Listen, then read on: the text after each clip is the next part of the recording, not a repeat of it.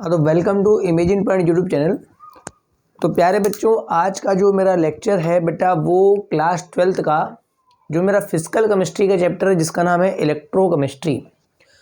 और बेटा कई सारे बच्चे जो हैं बेटा वो इलेक्ट्रोकेमिस्ट्री को लेकर के बहुत परेशान रहते हैं कि सर इलेक्ट्रोकेमिस्ट्री समझ में नहीं आती कि स्टैंडर्ड पोटेंशियल क्या है, इलेक्ट्रोड पोटेंशियल क्या है, नेक्स्ट इक्वेशन कैसे लगाते हैं।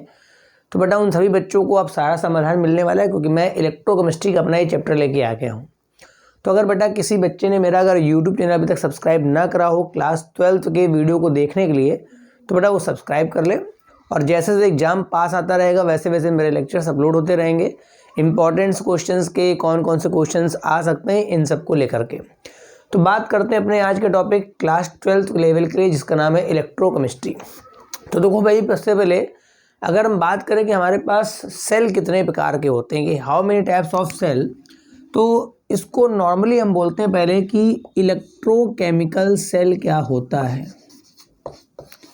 मतलब पहला पॉइंट जो है इलेक्ट्रोकेमिकल सेल किसे बोलते हैं। ठीक है, तो भाई हमारे पास सेल जो हैं वो दो प्रकार के बनाए गए हैं। अगर हम लोग किसी सेल के माध्यम से इलेक्ट्रिकल एनर्जी को हम लोग मैकेनिकल एनर्जी में या इलेक्ट्रिकल एनर्जी को हम केमिकल एनर्जी में कन्वर्ट कर सकें तो एक सेल वो हो गया जिसमें हम करंट पास करेंगे और करंट पास करके हम कोई केमिकल रिएक्शन को प्रोसीड कर देंगे। देखो ये जो चैप्टर है ये हो सकता है कई सारे लेक्चर्स में आए मगर हर लेक्चर में आपको बहुत ध्यान से बात सुननी है, अदरवाइज आप कंफ्यूजन में चले जाएंगे। आप इस चैप्टर को छोटे छोटे पार्ट्स मतलब मेरे छोटे छोटे लेक्चर्स में देखिए मगर हर लेक्चर को ध्यान से देखिए और समझिए। न्यूमेरिकल्स भी कराए जाएंगे इसके और बोर्ड एग्जाम के क्वेश्चंस भी बेटा इसके कराए जाएंगे। तो मैं बात कर रहा हूँ इलेक्ट्रोकेमिकल सेल क्या होता है। तो दो प्रकार के सेल यहाँ पे बताऊँगा। एक में मैं क्या करूँगा, पहले इलेक्ट्रिक करंट पास करूँगा और बेटा इलेक्ट्रिक करंट को पास करके मैं कोई केमिकल रिएक्शन कराऊँगा। दूसरा सेल मेरा कौन सा होगा जिसमें पहले मैं कोई केमिकल रिएक्शन कराऊंगा और बेटा केमिकल रिएक्शन कराने के बाद उससे मैं इलेक्ट्रिक करंट को जनरेट कर लूँगा। तो वो दोनों जस्ट अपोजिट फंक्शन वाला है। ठीक, पहले में मैंने बोला कि मैं इलेक्ट्रिसिटी दूंगा मतलब वहाँ बैटरी या बैटरा जोड़ूंगा और कोई इलेक्ट्रोलाइट का सॉल्यूशन लूँगा। जैसे मान लो मैंने पानी में नमक डाल दिया, नमक घुल गया, Na+Cl- पानी के भी आयंस आ गए।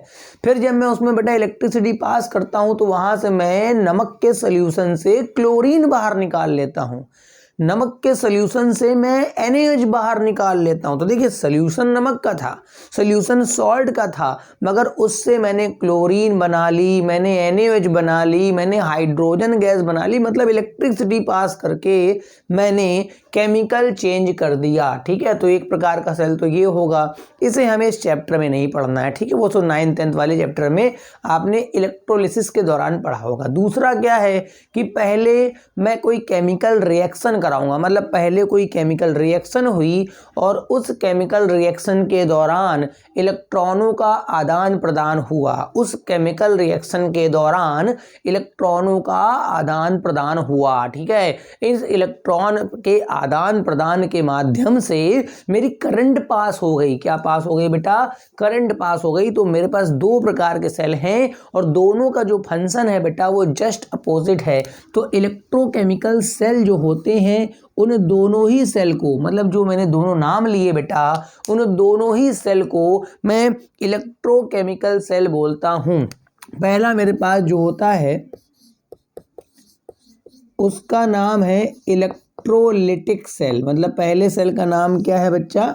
इलेक्ट्रोलिटिक सेल, जिसको मैं शुरुआत में बताऊंगा और इस चैप्टर में हमें इसे नहीं पढ़ना है। ठीक है, जानकारी लेनी है क्या होता है मगर हमें डिटेल में जो पढ़ना है वो सेकंड वाला है जिसका नाम है गैल्वेनिक सेल। जिसका नाम है गैल्वेनिक सेल हम लोगों को पढ़ना है। मतलब जो डिटेल में पढ़ना है बेटा वो गैल्वेनिक सेल पढ़ना है। तो अगर कोई पूछता है कि इलेक्ट्रोकेमिकल सेल क्या होता है, सर इलेक्ट्रोकेमिकल सेल किसे बोलते हैं, तो बेटा इलेक्ट्रोकेमिकल सेल वो होते हैं जिसमें इलेक्ट्रिकल एनर्जी या तो कन्वर्ट होती है बेटा केमिकल एनर्जी में या बेटा केमिकल एनर्जी कन्वर्ट होती है इलेक्ट्रिकल एनर्जी में, ठीक है। तो जो मेरे पास इलेक्ट्रोलाइटिक सेल है, ठीक है, वो तो इलेक्ट्रोकेमिकल सेल था।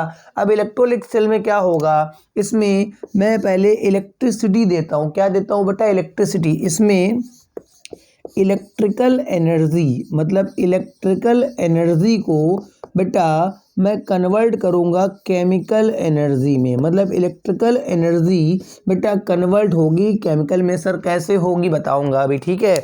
मैं करंट पास करूंगा किसी इलेक्ट्रोलाइट के सॉल्यूशन से, मैं करंट पास करूंगा और उस करंट पास करने के बाद मेरे को कोई केमिकल रिएक्शन देखने को मिलेगी। मतलब जो जिस इलेक्ट्रोलाइट का आप सॉल्यूशन लेके चलेंगे वो आपको नहीं मिलेगा, कोई नई चीज आपको मिल जाएगी, ठीक है, नई चीज पैदा हो जाएगी। तो मैं बोलूंगा there is a conversion of electrical energy to chemical energy. Galvanic में क्या है, गैल्वेनिक में क्या है सर, गैल्वेनिक में बेटा उल्टा है, इसका जस्ट उल्टा है कि पहले मैं केमिकल रिएक्शन कराऊंगा जिसे मैं बोलता हूं केमिकल एनर्जी, ठीक है। और इस केमिकल रिएक्शन के कराने के बाद कुछ इलेक्ट्रॉनों का ट्रांसफर वगैरह चालू हो जाएगा।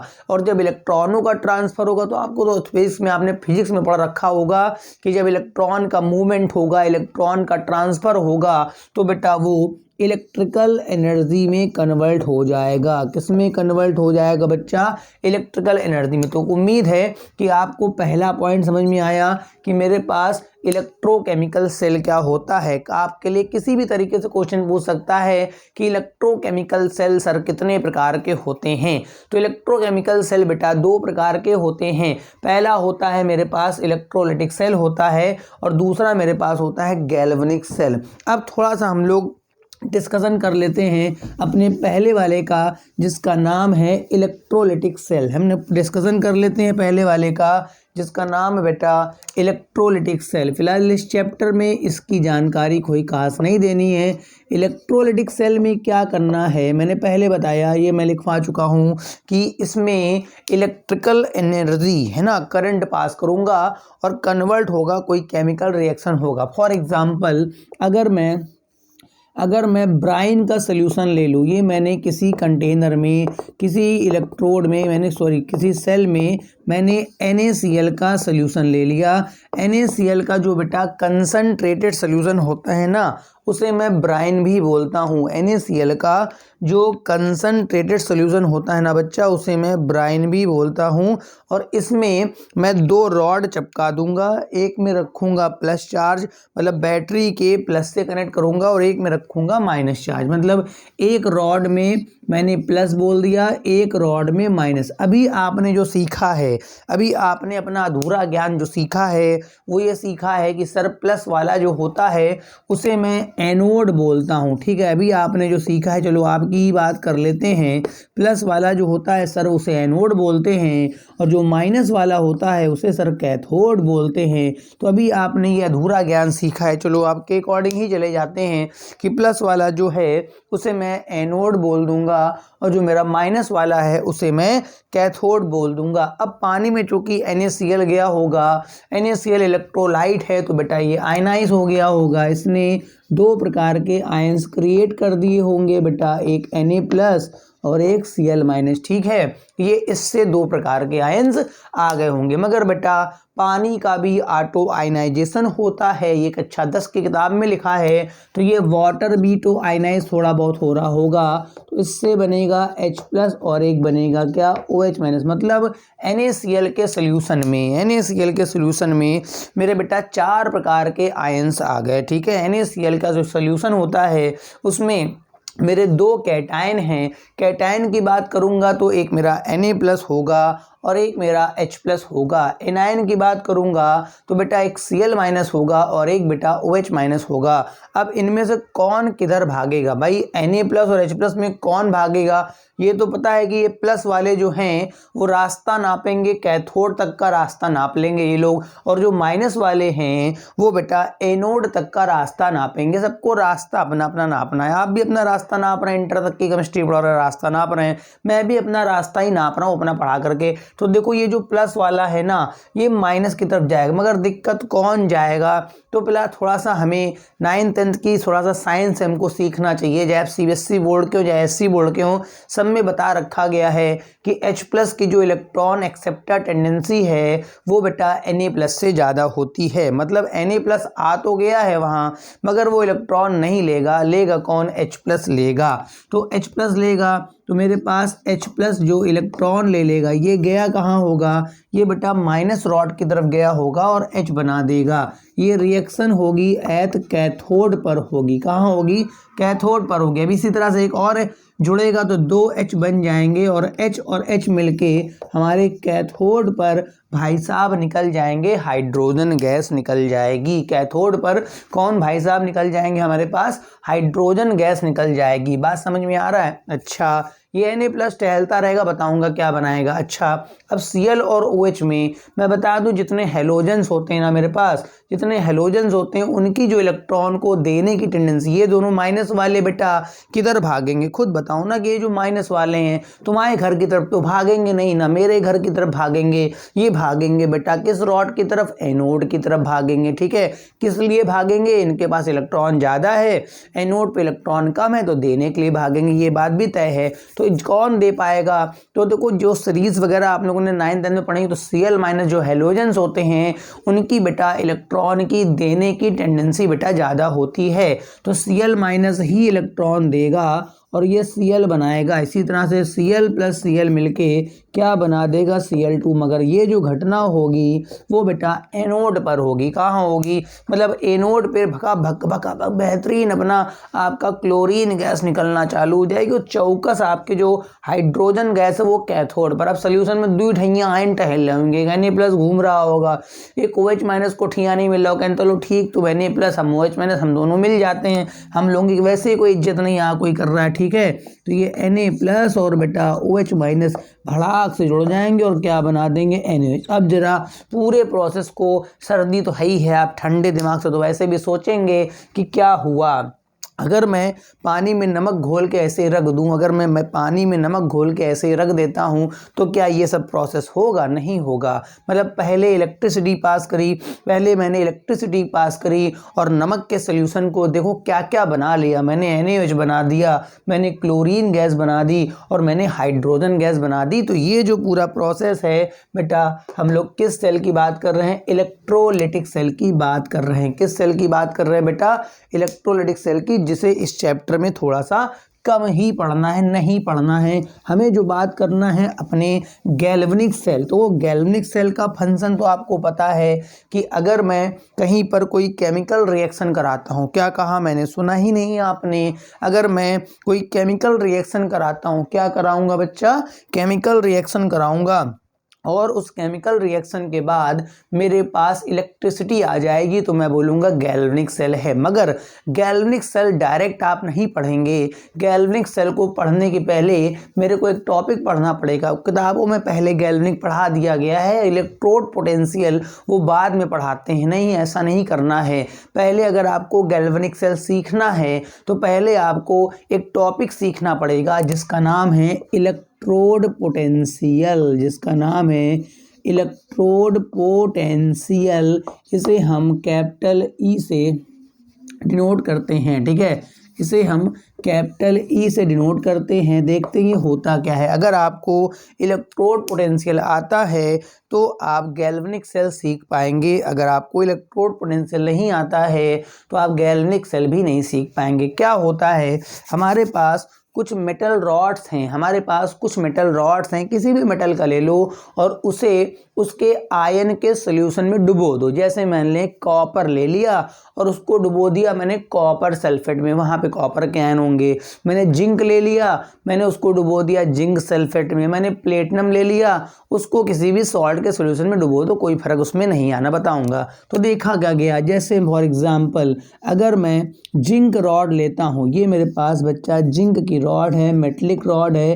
ध्यान रखिएगा मेटल्स जो होते हैं वो इलेक्ट्रॉन डोनर होते हैं, मेटल्स के पास फ्री इलेक्ट्रॉन्स होते हैं, आसानी से निकल जाते हैं। ये जिंक लिया मैंने और इसे मैंने डिप कर दिया है, ये मेरे पास सोल्यूशन है और ये मेरे पास जिंक सल्फेट का सॉल्यूशन है। ध्यान रखिएगा, जिस मेटल की रॉड लेनी है उसी के इलेक्ट्रोलाइट का सॉल्यूशन लेना है। अगर आप जिंक ले रहे हैं तो वहाँ पर जिंक के आयन प्रेजेंट होने चाहिए। अगर आप कॉपर ले रहे हैं तो वहाँ पर आपके कॉपर के आयन प्रेजेंट होने चाहिए। तो मैंने जिंक लेकर के जिंक सल्फेट में डिप कर दिया तो देखा गया कि यहाँ पर दो प्रकार के प्रोसेस चालू हो जाते हैं। एक जो जिंक के मेटल्स हैं, जिंक के जो मेटल्स हैं वो बड़ा इलेक्ट्रॉन को लॉस करके आयन बनाते हैं, जिंक के आयन, और वो आयन जाके सोल्यूशन में मिक्स हो जाते हैं। मतलब जिंक जो है, जिंक की वैलेंसी, अगर आपने जरा सा भी डी ब्लॉक पढ़ रखा है, तो बताया गया होगा कि जिंक की वैलेंसी केवल 2 ही होती है, जिंक पे केवल +2 ही चार्ज आता है ना। तो जिंक जो है, यहाँ पे जो जिंक का मेटल है ना, ये 2 इलेक्ट्रॉन लॉस कर देता है और जिंक का जो आयन बना लेता है। ठीक है, ये जो जिंक का आयन है वो सॉल्यूशन में आ जाता है, तो जिंक आयन का जो कंसंट्रेशन है यहाँ पर बढ़ जाता है, और जो इलेक्ट्रॉन्स जो उसने निकाले हैं वो सॉल्यूशन में नहीं आते बल्कि रॉड में छूट जाते हैं। मतलब जो उसने इलेक्ट्रॉन लॉस करे हैं बेटा, वो यहाँ पर मेरे पास रॉड पे ही छूट जाते हैं, और जो जिंक के प्लस के आयन्स हैं वो बेटा बाहर सॉल्यूशन में आ जाते हैं। पहले तो सॉल्यूशन न्यूट्रल था क्योंकि 2 प्लस और 2 क्या है, माइनस है, मगर बाद में क्या होगा कि वहां पर आपका Zn+ बढ़ेगा। तो देखा गया कि आफ्टर सम टाइम क्या हो जाता है कि जो जिंक की रॉड है इस पे निगेटिव चार्ज आ जाता है। ठीक है, और इसके बाहर कुछ बढ़ जाता है प्लस। ठीक है, क्यों सर, ऐसा क्यों हो गया? तो आप खुद सोचो ना, ऐसा क्यों हो गया। इसने जो इलेक्ट्रॉन लॉस करे हैं वो तो रॉड पे ही छूट गए हैं, तो रॉड पे तो इलेक्ट्रॉन्स की संख्या बढ़ गई है, और बाहर जो प्लस आ गया है बेटा वो जिंक आयनों की वजह से हो गया।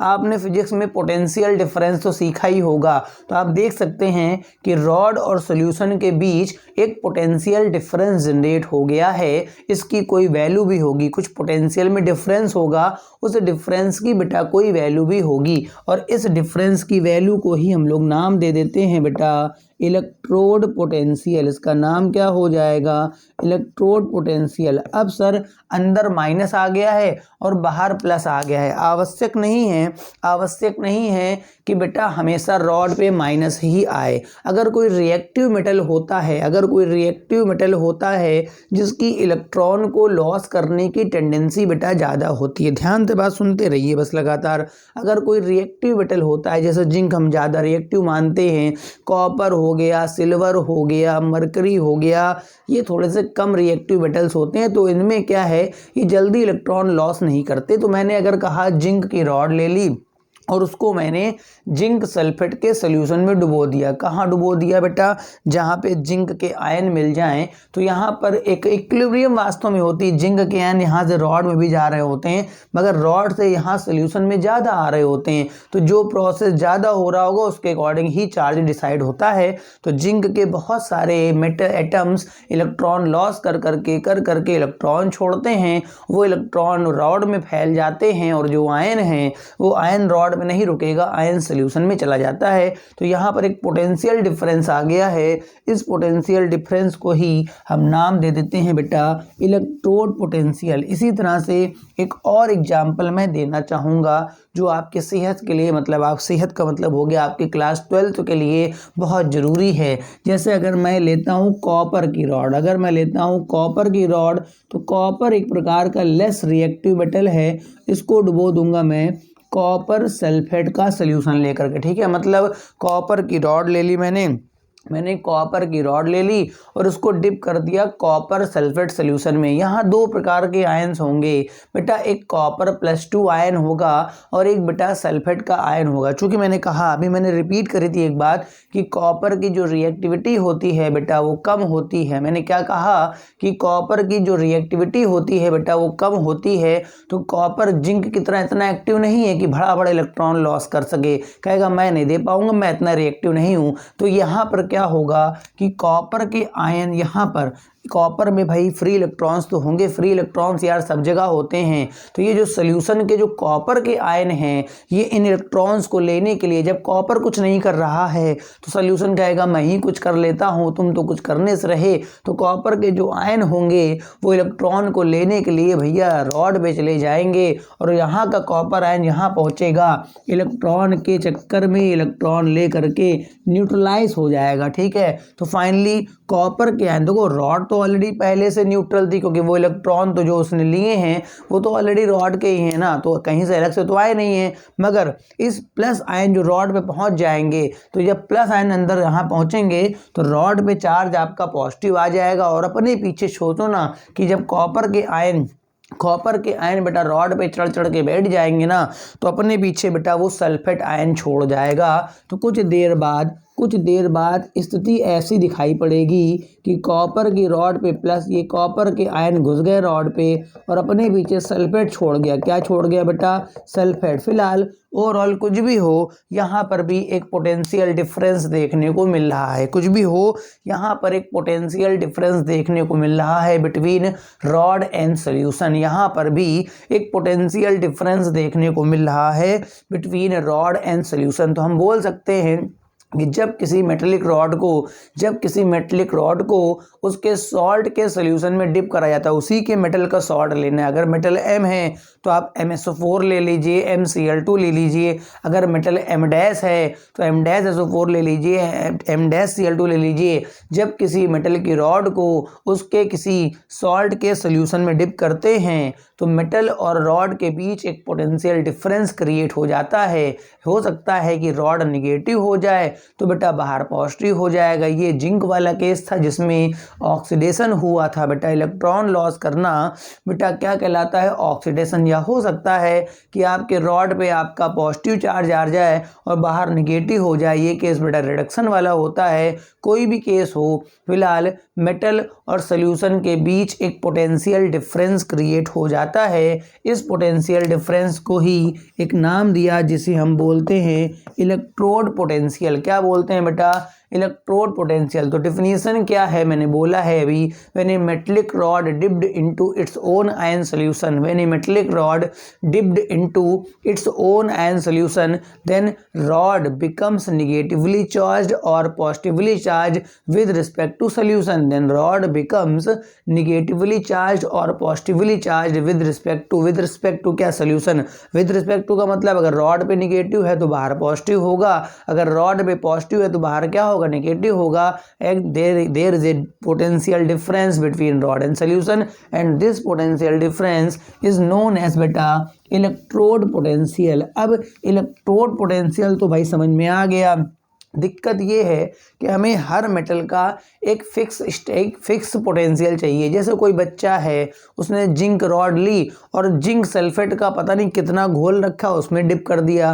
किसी दूसरे बच्चे ने जिंक सल्फेट का अलग अमाउंट ले रखा, उसमें डिप कर दिया। अब दोनों बच्चों का क्या हो रहा है कि पोटेंशियल डिफरेंस डिफरेंट आ रहा है। एक बच्चा कह रहा है सर मेरी -0.4 वैल्यू आ रही है, दूसरा कह रहा है मेरा -0.6 वैल्यू आ रही है। दोनों लड़ रहे हैं आपस में कि जिंक का आखिरकार होता कितना है। तो हमें बनाना पड़ेगा बेटा standard reduction potential. Standard word आपको पता है, जैसे 1 मीटर में 100 सेंटीमीटर स्टैंडर्ड, पूरे वर्ल्ड में वही चलेगा। ठीक है, आपको पता है कि एक पूरा दिन 24 घंटे का है, पूरे वर्ल्ड में वही चलेगा। स्टैंडर्डाइज है, 1 मीटर में इतना सेंटीमीटर है, आपको पता है पूरे वर्ल्ड में वही चलने वाला है। ये नहीं कि आप कपड़ा सिलवाने गए कि मैं तो हाथ के बराबर मेरा कपड़ा लेता हूँ, इतना भैया नाप दो, ऐसा थोड़ा ना होता। वहाँ पे कहोगे ना 2 मीटर दे दो कपड़ा, भाई 2.5 मीटर दे दो। तो अगली हेडिंग हमारे पास है जिसका नाम है स्टैंडर्ड इलेक्ट्रोड पोटेंशियल। मैं पहले बोल देता हूं कि मैं इस चैप्टर को छोटे छोटे पार्टों में पढ़ाऊंगा, मगर इस बात का आप ध्यान रखेंगे कि आप हर लेक्चर को रिवाइज करके बैठेंगे। जो भी बच्चे मेरा लेक्चर अटेंड करते हैं, कई सारे बच्चे लेक्चर अटेंड करते हैं, वॉच टाइम सफिशिएंट ठीक ठाक आता है, अच्छा आता है, व्यू भी ठीक ठाक आते हैं वीडियो में। तो अगर कोई बच्चा लेक्चर अटेंड कर रहा है तो इन लेक्चरों को रिवाइज कर करके धीमे धीमे पढ़े। ठीक, ये मेरे पास आता है स्टैंडर्ड इलेक्ट्रोड पोटेंशियल, ये मेरे पास E0 होता है। क्या होता है?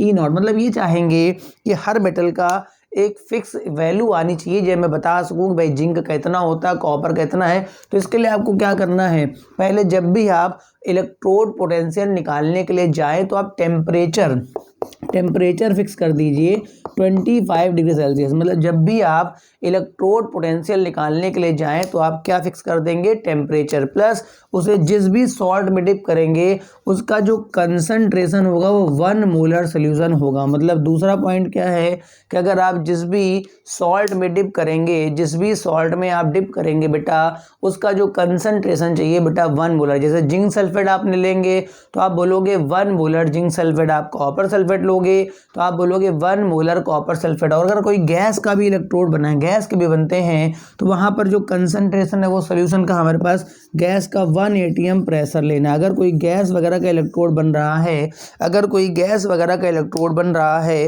तो वहां पर आप जो लेंगे गैस का जो प्रेशर लेंगे वो 1 atm लेंगे। अगर इन 3 कंडीशन के साथ आप इलेक्ट्रोड पोटेंशियल निकाल रहे हैं, ठीक है, अगर इन 3 कंडीशन के साथ, मतलब ये 2 ही लगनी है, कोई एक साथ तीनों नहीं लगेंगी, अगर इन कंडीशंस के साथ आप इलेक्ट्रोड पोटेंशियल निकाल रहे हैं तो उस पोटेंशियल को हम नाम चिपका देते हैं बेटा standard electrode potential. For example अगर मैं जिंक रॉड ले लेता हूं, अगर मैं जिंक रॉड ले लेता हूं और जिंक रॉड यहाँ का जो टेम्परेचर मैनेज करता हूँ 25, और यहाँ पर जो मैं जिंक सल्फेट लूँगा वो 1 मोलर जिंक सल्फेट लूँगा, तो यहाँ पर ये तो तय है कि यहाँ निगेटिव हो जाएगा और बाहर बच्चा पॉजिटिव हो जाएगा। तो ये जो पोटेंशियल डिफरेंस आएगा, इस पोटेंशियल डिफरेंस को मैं ई नॉट बोलूँगा। क्या बोलूँगा बच्चा, ई नॉट बोलूँगा। और इसकी वैल्यू फिक्स वैल्यू आती है माइनस का, मैं लिख देता हूँ यहाँ पर, माइनस का 0.76 वोल्ट, ये वैल्यू आती है। मतलब अगर कोई बच्चा है,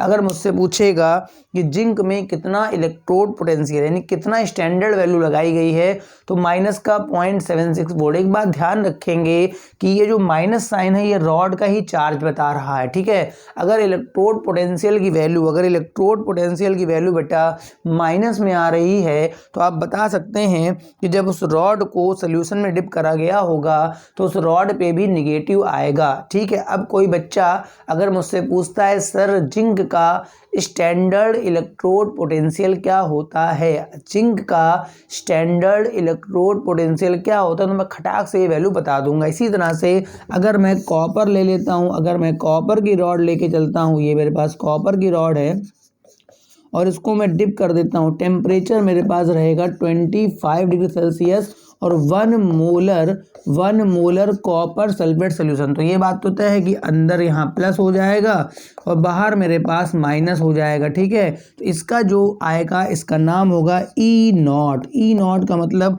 आपका हो गया बेटा स्टैंडर्ड इलेक्ट्रोड पोटेंशियल। तो प्लस का 0.34 वोल्ट इतनी वैल्यू आती है। मतलब मैंने अभी आपको समझाया था कि अगर इलेक्ट्रोड पोटेंशियल की वैल्यू निगेटिव में आ रही है मतलब प्रोसेस के दौरान उस रॉड पे आपका निगेटिव चार्ज आया होगा, और अगर इलेक्ट्रोड पोटेंशियल की वैल्यू अगर पॉजिटिव में आ रही है तो प्रोसेस के दौरान उस पर आपका आया होगा पॉजिटिव चार्ज। बात समझ गए। तो यहाँ पर मेरे पास ये वर्ड आ गया स्टैंडर्ड इलेक्ट्रोड पोटेंशियल। अगर हमें किसी मेटल का फिक्स वैल्यू बतानी है तो 2 बातें सीख में आई, एक आप मेरे पास इलेक्ट्रोड पोटेंशियल का है, देखो भाई किसी मेटल के डिफरेंट इलेक्ट्रोड पोटेंशियल हो सकते हैं। पता नहीं किसी बच्चे ने 1 मोलर में डिप कर दिया, किसी ने 4 मोलर में डिप कर दिया, किसी ने 0.1 मोलर में डिप कर दिया, तो वहाँ पर यहाँ का ई बदलता रहेगा। मतलब जो इलेक्ट्रोड पोटेंशियल होता है वो बेटा एक वेरिएबल क्वांटिटी होता है। क्या होता है बेटा, वेरिएबल क्वांटिटी होता है। मगर जो स्टैंडर्ड अगर चिपक जाएगा, अगर मेरे से कोई कहे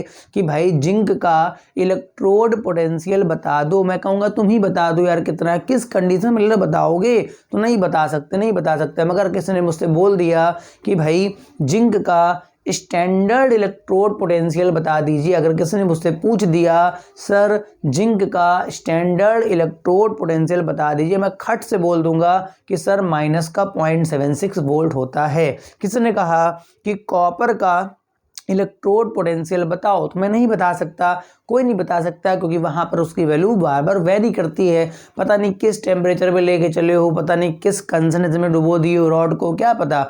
मगर किसी ने कह दिया सर कॉपर का स्टैंडर्ड इलेक्ट्रोड पोटेंशियल कितना होता है, मैं तुरंत बता दूंगा प्लस का 0.34 वोल्ट। यहाँ तक बात उम्मीद है समझ में आ गई होगी। तो अब हमारे पास एक टारगेट आ गया, सर ये जो पोटेंशियल डिफरेंस है इसे हम कैलकुलेट कैसे करेंगे। सर ये जो सिंगल इलेक्ट्रोड पोटेंशियल आया है ना सर, इसे हम कैलकुलेट कैसे करेंगे? इसके लिए साइंटिस्टों ने एक हाइड्रोजन का इलेक्ट्रोड बनाया है। किसी भी मेटल का अगर E0 कैलकुलेट, भाई यहाँ तो बात चल रही थी कि ये जो आएगी वैल्यू, ये जो आएगी वैल्यू कैसे पता लगा कि -76 आया है, कैसे पता लगा 0.34 आया है, तो ये कैलकुलेट कैसे होगा? इसे कैलकुलेट करने के लिए साइंटिस्टों ने एक बनाया है हाइड्रोजन का इलेक्ट्रोड पोटेंशियल, और उसी के साथ कनेक्ट कर करके हम सारे मेटल्स के E0 निकाल लेते हैं। हाँ, अगर एक क्वेश्चन पूछ दे factors affecting the value of electrode potential, अगर एक क्वेश्चन पूछ दे आपसे कि factors affecting the value of electrode potential, तो आप बता दो कि भाई टेम्परेचर पर डिपेंड करता है, गैस है तो गैस के प्रेशर पे डिपेंड करता है, कंसंट्रेशन आपने कितना लिया है सॉल्ट के सोल्यूशन का उस पर डिपेंड करता है, और मेटल पर भी डिपेंड करेगा। क्यों?